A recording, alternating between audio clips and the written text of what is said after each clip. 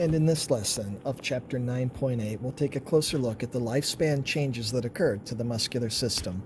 By the end of this lesson, you'll be able to describe aging-related changes in the muscular system and discuss how exercise can help maintain a healthy muscular system as the body ages.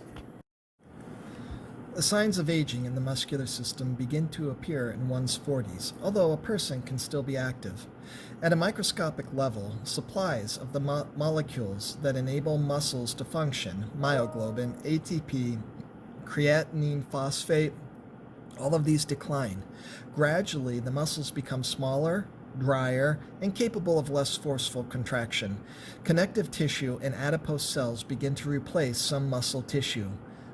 By age 80, nearly half the muscle mass has atrophied due to a decline in motor neuron activity. Diminishing muscular strength slows the reflexes.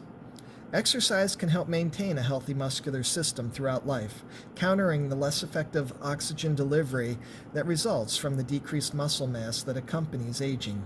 Exercise can lead to formation of new muscle by stimulating skeletal muscle cells to release interleukin-6, a type of pro-inflammatory molecule called cytokine.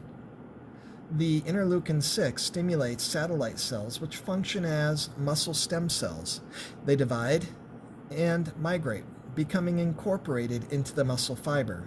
Exercise also maintains the flexibility of blood vessels, which helps to keep blood pressure at healthy levels. A physician should be consulted before starting any exercise program. According to the National Institute on Aging, exercise should include strength training and aerobics. Strength training consists of weightlifting or using a machine that works specific muscles against a resistance. Performed so that the same muscle is not exercised on consecutive days.